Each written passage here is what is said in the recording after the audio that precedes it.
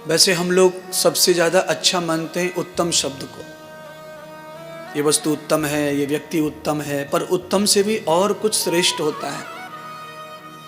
उत्तम जो होता है उसमें दोषों के आने की संभावना शेष रह जाती है।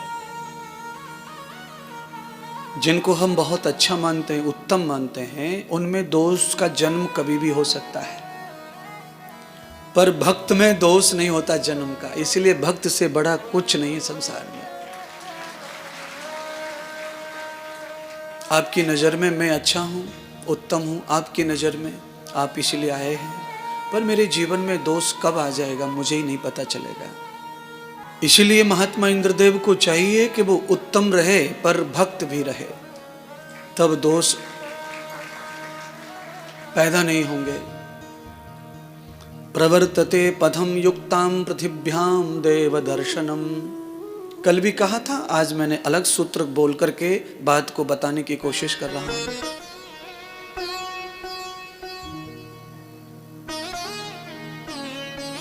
पृथ्वी पर जो व्यक्ति भ्रमण करता रहता है, सत्संग करता रहता है, भजन करता रहता है, उसमें दोष की उत्पत्ति नहीं होती है।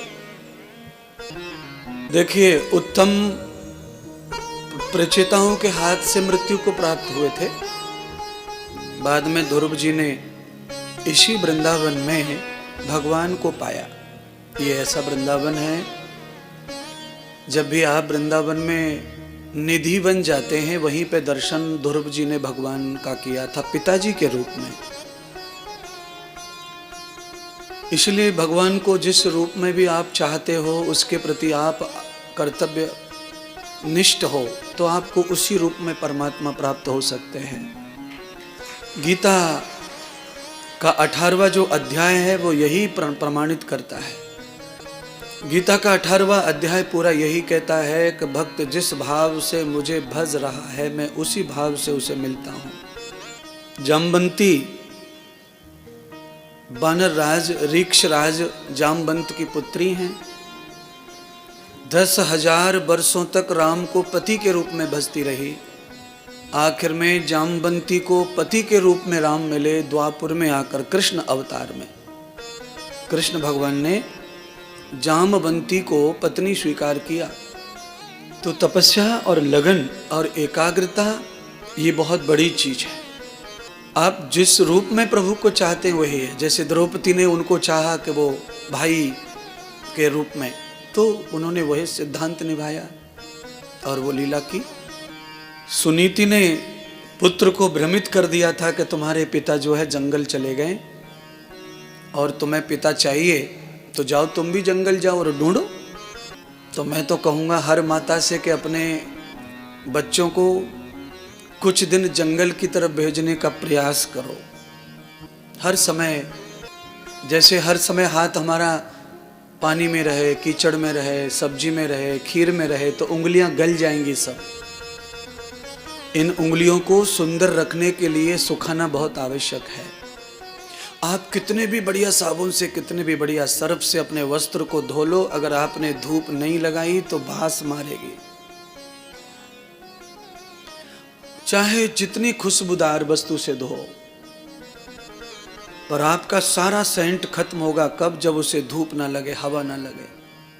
इसलिए हमारा फर्ज है, हमारा नीति है कि हम कपड़े को धोकर, निचोड़ कर, फटकार कर सुखाते हैं। फटकारने का मतलब पानी खत्म करना नहीं है। फटकारने का मतलब यह है कि सर्वत्र एक जैसा पानी हो जाए कपड़े में। अगर आप यूं निचोड़ के यूं डाल दीजिए तो कहीं पानी रह जाएगा, कहीं सूख जाएगा, कहीं झुर्रियां हो जाएंगी। इसलिए जंगल का मतलब ये नहीं है जो हम लोग पेड़ पौधा देखते हैं। जंगल कहते हैं वैराग्य को, वीराना जीवन जिसमें कोई ना समाये। तो हमें कुछ दिन, कुछ समय ऐसा भी बिताना चाहिए जब हमारे जीवन में कोई ना हो, उसी जंगल कहते हैं। और वो बेडरूम में भी हो सकता है, आंगन में भी हो सकता है, छत पे भी हो सकता है, और किसी खेत पे जाके जंगल में भी हो सकता है। वैसे तो बहुत सारे लोग जंगल में रहने का नाटक करते हैं, पर फोन खूब लगा में घर पे। हेलो मौसी, क्या चल रहा है?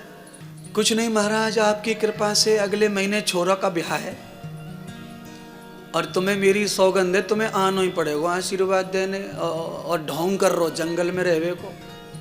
जंगल में जाओ मत जाओ, पर दिमाग में जंगल को पैदा करना पड़ेगा। और हमारे शरीर में ही सब कुछ है।